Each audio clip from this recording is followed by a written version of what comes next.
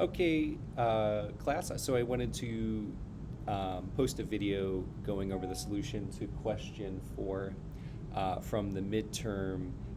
So I just want to make sure this point is really clarified, and I will upload this code when I finish it as well.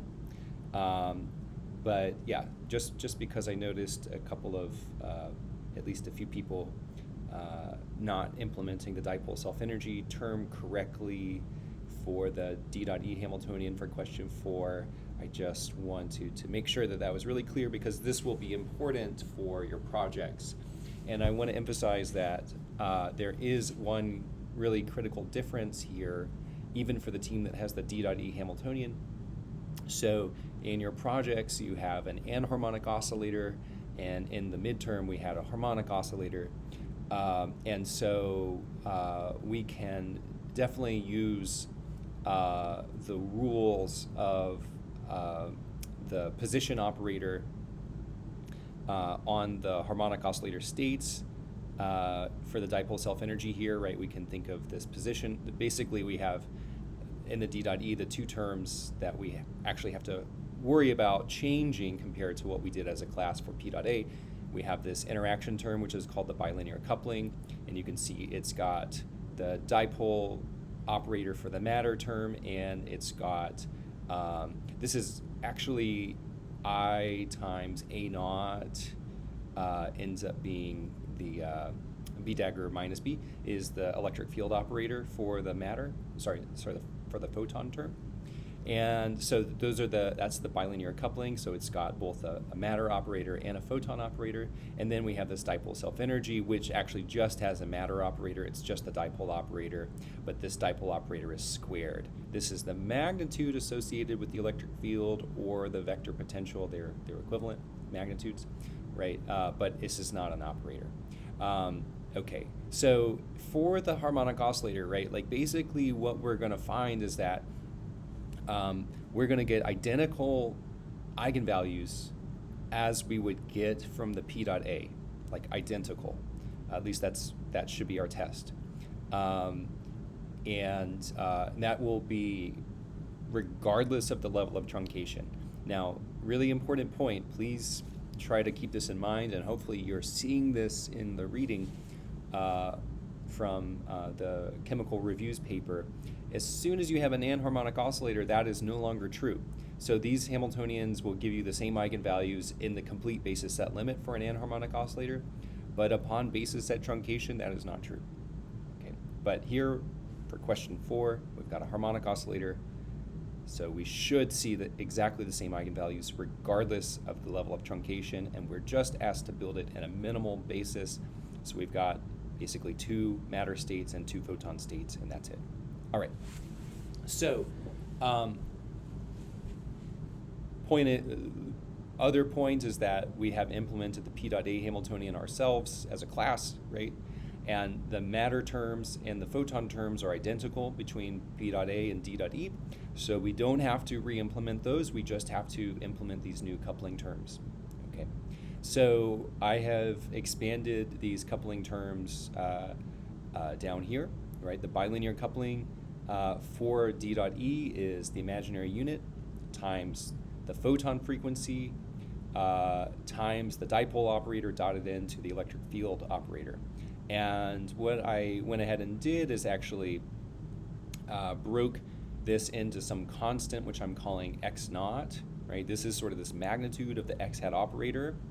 And then magnitude A naught, that's the magnitude of the electric field operator, or the, oh, I did this wrong, sorry. This should be minus. My mistake. The magnitude of the electric field operator, which is A naught times I, and then the operator string is B dagger minus B. Okay, so that's the bilinear coupling, and so that is different than the coupling term in the P.A Hamiltonian. And then the dipole self-energy for the D.E Hamiltonian is omega charge squared, x naught squared, A naught squared, and then this operator string, right? This is really coming from A dagger plus A squared. So what you get out of that is A dagger plus A. And then using the commutation relations, you can also get this term to A dagger A plus 1, right? So this is basically the matter number operator. This is just a constant. This is two lowering operators. This is two raising operators. Okay. So in our minimal basis, right, these two terms will not play a role, but I'm going to go ahead and implement them so you can see that logic anyway. All right. So let's start with the interaction term. So the first thing that I'm going to do, right, I have this sort of skeleton function right here, compute interaction matrix element. This says PF, I should actually say D.E, DDE. All right, and it's going to take the indices for the bra and the ket for both the matter and the photon. It's going to take the photon frequency, omega sub p. It's going to take the matter charge, z sub charge. It's going to take the vector potential magnitude or the electric field magnitude, A naught, and then it's going to take K and mu. This is the force constant and the reduced mass of our matter harmonic oscillator. All right, so what I need to do, right, I need to sort of take these constants and make sure that I have the appropriate prefactor here, I omega z x naught a naught, all right? So some of these constants that I'm passing in as parameters to the function are exactly what I need, like a naught and omega sub p and z charge, but other things like k and mu, I need to actually derive the appropriate parameters. So I need to use k and mu to get x naught, okay? And x naught also involves omega, but this is a different omega than this omega, and I apologize for not distinguishing that in my notes here, but this x naught is the fundamental frequency of our matter harmonic oscillator, and this is the cavity frequency. So those are different frequencies even though we may set them to the same value. Okay, so let's go ahead and define our omega sub m, our matter frequency, right? That's going to be square root of k over mu. And now we can go ahead and define x naught. X naught is going to be square root of h bar, which is 1 because we're in atomic units, divided by 2 times reduced mass times omega sub m. All right, so now we've got x naught. And I think that's everything that we really need to define in terms of constants for our prefactors. Oh, we also need an imaginary unit, which I just like to define as its own variable. So Ci is equal to 0 plus 1j. That's the imaginary unit. And so now I have this factor, which I'm going to call fac is equal to Ci times omega sub p times z charge times x0 times a0. So that's the prefactor, okay? And now we have to take care of this operator string, right? So, this operator string. So a dagger plus a and b dagger minus b. Okay, so what will we do here? So in essence, right, we can think about these product, if I'm taking matrix elements of these operators, right, I'm basically going to have two different matter matrix elements depending on the bra and the ket state for the matter, and two different photon matrix elements depending on the bra and the ket states for the photon. And then I will take a product of all of these, so I'm going to have in total 4 terms, right? So let me actually just do the following, right? I'm going to say, I'm going to worry about the matter terms first, and I'm going to say, I'm going to do a conditional because I know that the action of a dagger on the ket is going to raise the ket state, the matter ket state by 1, and then I'm going to get square root of the original ket quantum number plus 1 as a factor, and then that matrix element will survive if that new ket state matches the raw state for the matter. So what I'll say for that that conditional is what I'm going to start with. So I'll say if raw underscore nm, right, that's the raw state for the matter, is equal to ket nm plus 1, then what I have is term 1 will be equal to np dot square root ket nm. And yes, that is all I want to get out of that.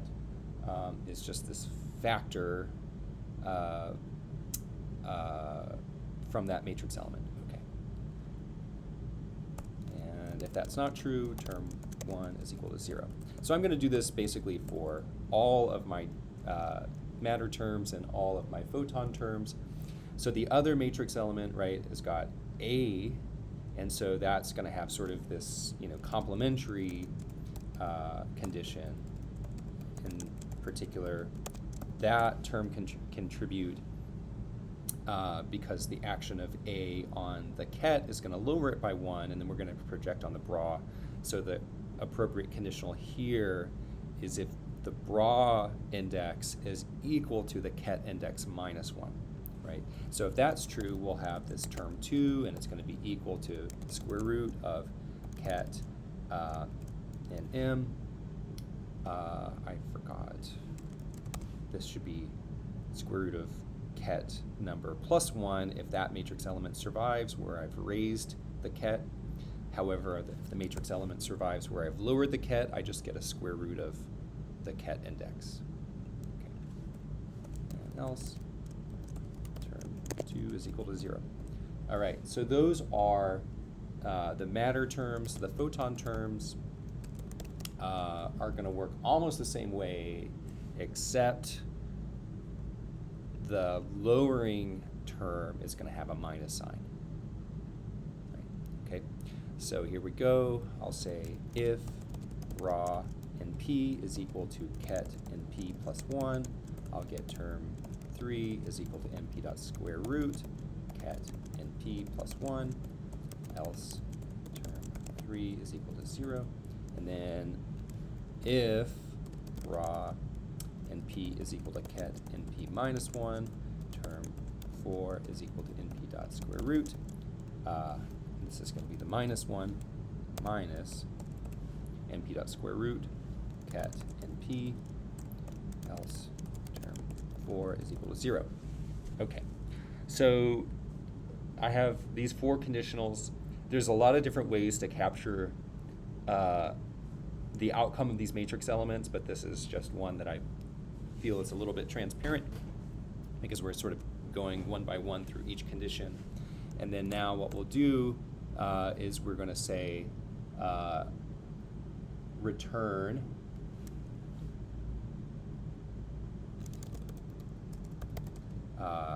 fac, that prefactor, times term 1 plus term 2 times term 3 plus term 4. Okay, and this is an okay way to do it because our term 4 already has the negative sign accounted for. However, if you wanted, you could, of course, keep term 4 positive like this, and then subtract term 4 from term 3. Both of those are fine. All right.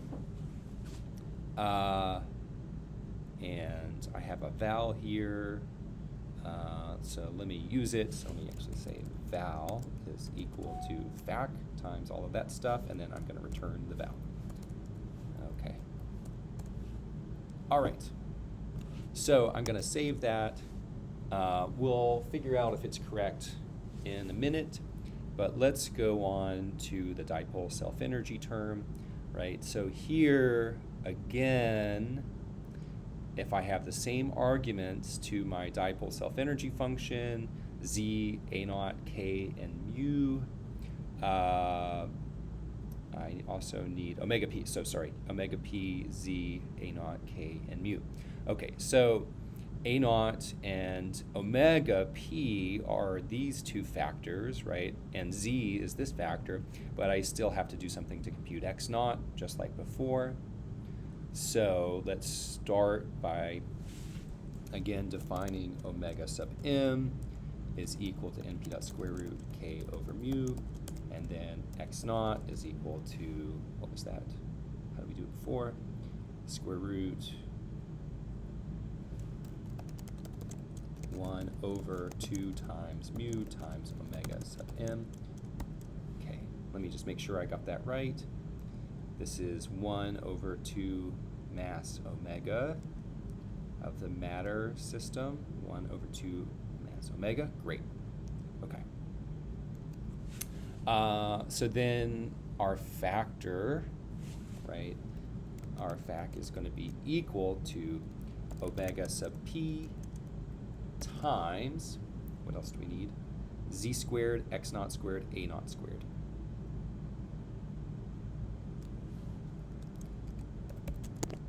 Times x naught squared times a naught squared. Okay.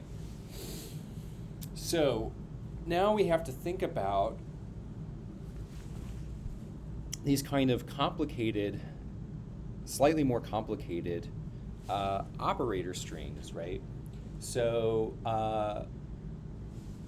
there is probably the easiest one. I don't know why I'm looking at the LaTeX code.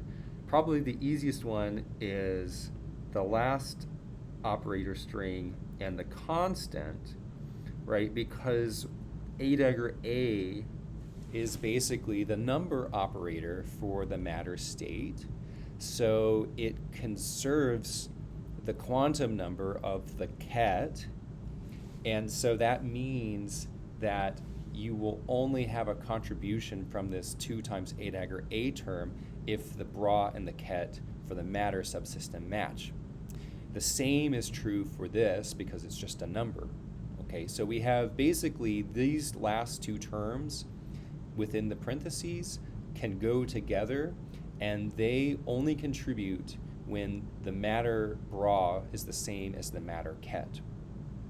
And then I also want to tell you that because there's only matter raising and lowering operators here, there's no photon raising and lowering operators here, that everything has to be diagonal in the photon basis. So in other words, the first condition we should check for is the photon bra the same as the photon ket? Because if that's not true, these elements have to be 0. Okay, so if that point is not obvious to you, I want you to think about this and maybe write out some matrix elements by hand with different photon basis states. And hopefully you can quickly come to the conclusion that the photon bra has to be the same as the photon ket. Otherwise, nothing is going to happen. All right, so let's do that. Let's say if bra in P is equal to ket in P, and then everything else is going to fall under this if statement in terms of trying to determine the different, what's the word I'm looking for? Values that come out of the matrix elements of those operators. Okay, so let's go ahead and think about this diagonal term. So one of the things that you could probably convince yourself of on paper is that we could factor out a 2 from this last string, and then you'd have A dagger A plus 1/2, that whole thing multiplied by 2. And so here's what I'm gonna, how I'm gonna sort of capture this. I'm gonna say if bra in M is equal to ket in M, then I will have val is equal to 2 times fac times, and then in parentheses ket and m plus 1/2. Okay, and why is that the case? So for the diagonal matter elements, right, we're going to have a contribution from matrix elements over the matter kets and this 2 a dagger a plus 1. So if I factor, and that whole thing multiplied, of course, by the constants out front, so if I factor out the 2 here, I get 2 times fac. This is going to return the ket quantum number, and this is going to return 1/2. Okay. So that's how I will capture that. All right. Now, I'm going to capture the next condition. So let's think about the matrix element with a dagger, okay? So I'm going to have to apply the raising operator twice to the matter ket state, which is going to increase its quantum number by 2. And I'm going to end up getting 2 factors out of that operation, right? The first a dagger is going to return a square root of the ket index plus 1. The second a dagger is going to return a square root of ket index plus 2. And then I have to project onto the bra state. So the only way that this can contribute a non-zero matrix element is if the bra state is equal to the ket state plus 2. So let's try to capture that in a conditional statement.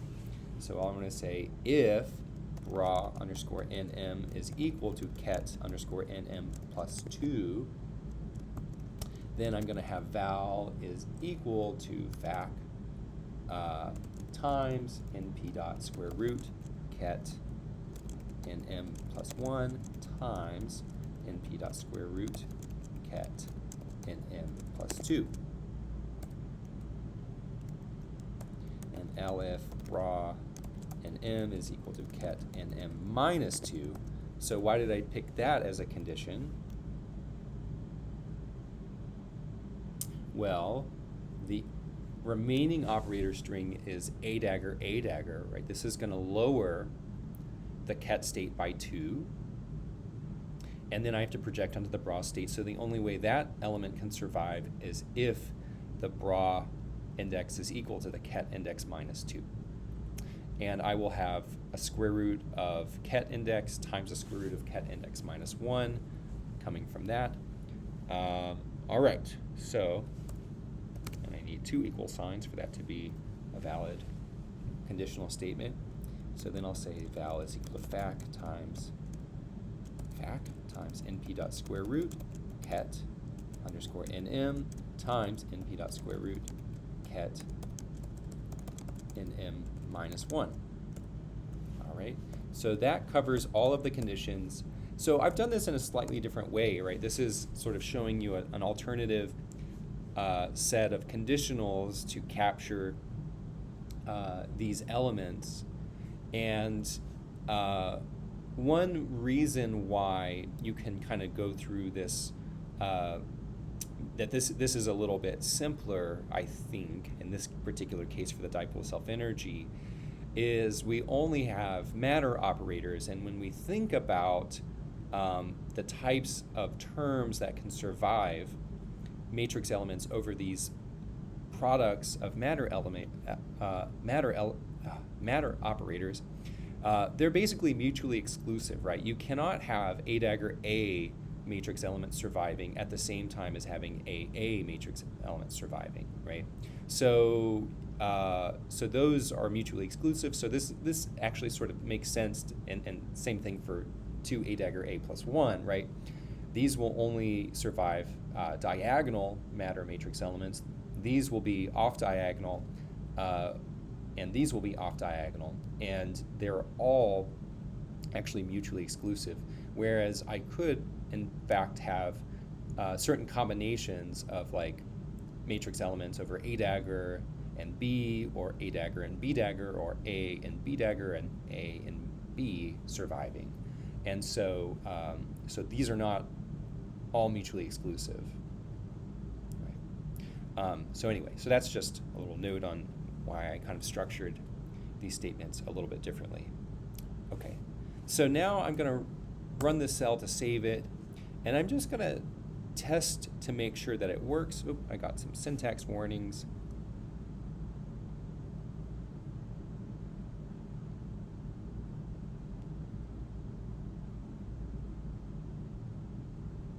And I wonder where that's coming from.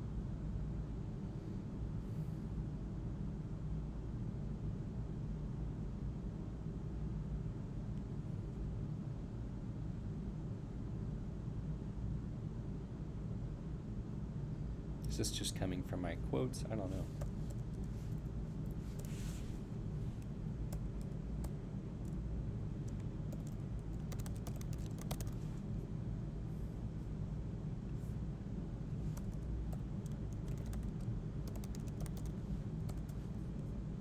Okay, so something was wrong. It was just getting some weird errors from my doc strings.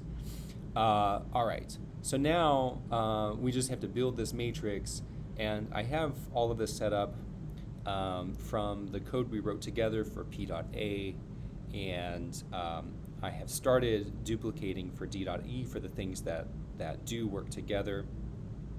But now I have to have a compute interaction matrix element D.E, and this is going to take, let's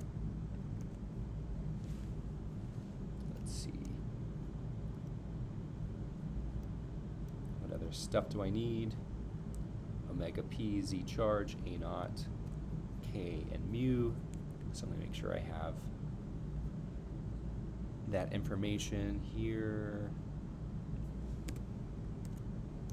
Okay, so I've got, we're calling the photon omega just omega here. We're calling the Z, it's just Z, and A naught is just A naught, and K is just K, and mu is just mu. Okay. All right.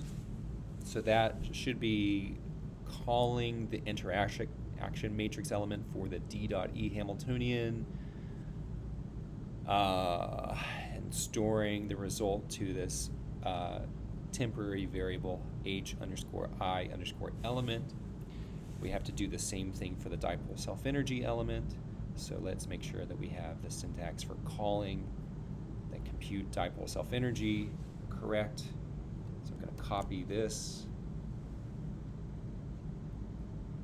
and I'll paste this here, compute dipole self-energy, and I need to paste in these arguments that actually contain the bra and the ket indices. This is the name of the variable that stores omega, is just omega. Z is the name of the variable that stores the charge, A naught, K, and mu. Okay, great. So that's going to hopefully compute the dipole self-energy. Then I am going to add the matter matrix element, the photon matrix element, the interaction matrix element, and the dipole self-energy to each element of the total Hamiltonian for all bra states and all ket states. That will be stored in a matrix called H_D.E, which is initialized here. And I'm going to diagonalize it here, store it to vals. The eigenvalues will be vals, eigenvectors will be vex.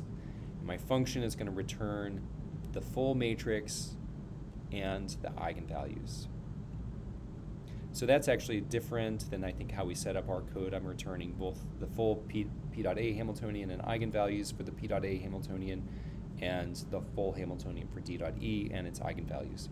Okay, so let's run this cell and hope for no errors. And now this cell already runs those builder functions for P dot A and D dot E, and it captures the matrices and the eigenvalues, and it's going to build this in our minimal basis and use these following values for the force constant for the matter, the reduced mass for the matter, the charge of the matter, the photon frequency, and the A naught magnitude. Okay.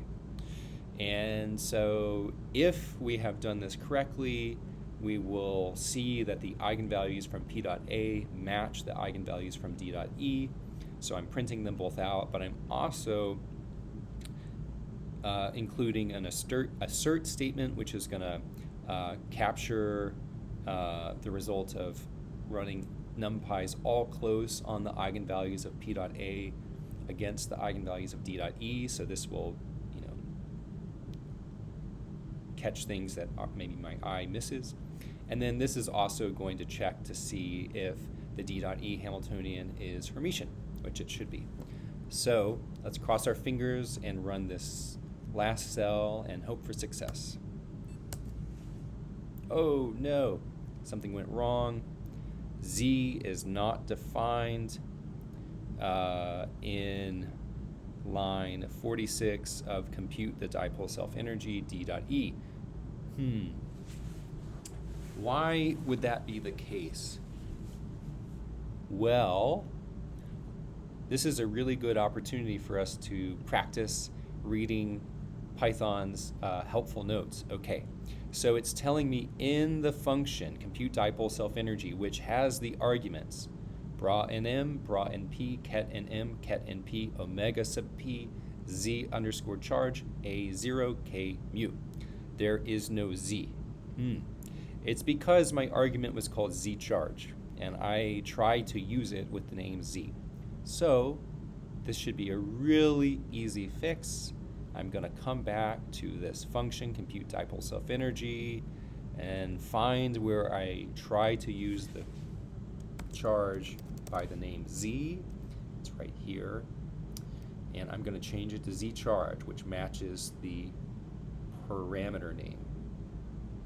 Okay, I'm going to look just to make sure that I didn't make that mistake here, and the dipole and the bilinear coupling. It looks like I did not.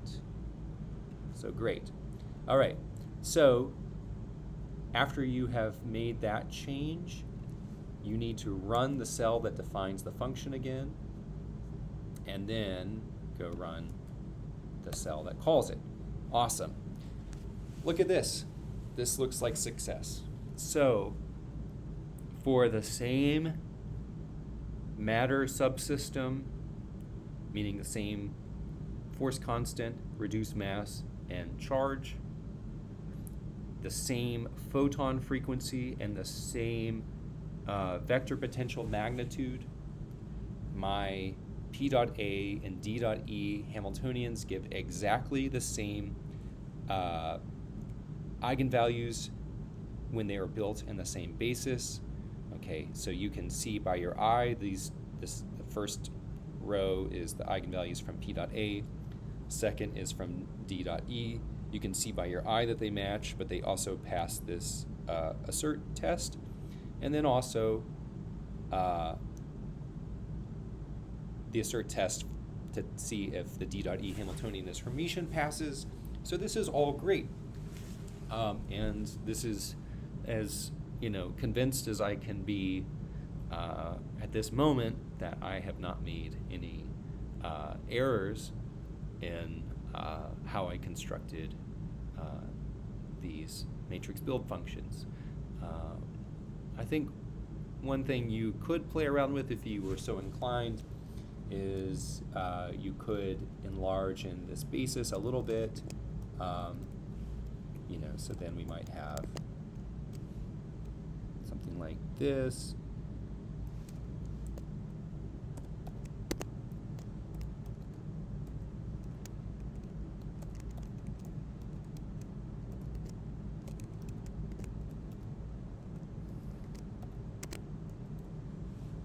All right, so now I have 0, 1, two matter states, 0, 1, and 2 photon states.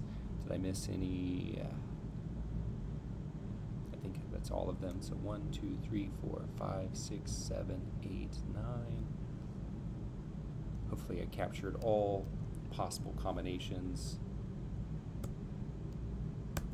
Oh.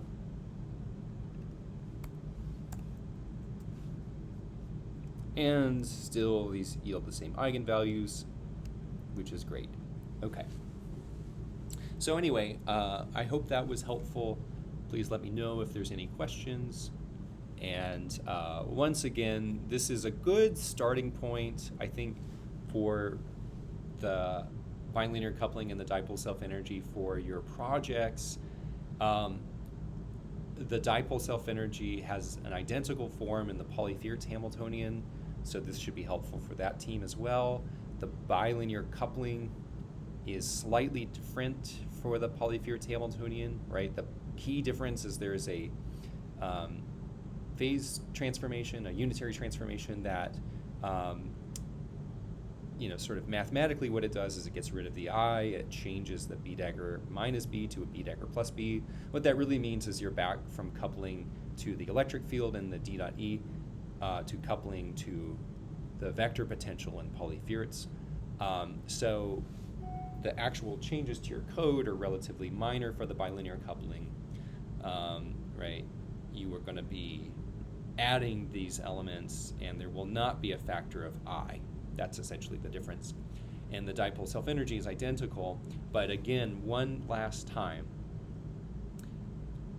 you are not using harmonic oscillators in your project, so you cannot use these simple rules for the position matrix elements, but we do have code that I have posted that takes the elements of the position operator for the anharmonic potential numerically, and that is what you should use. Okay. That's it. Have a great day.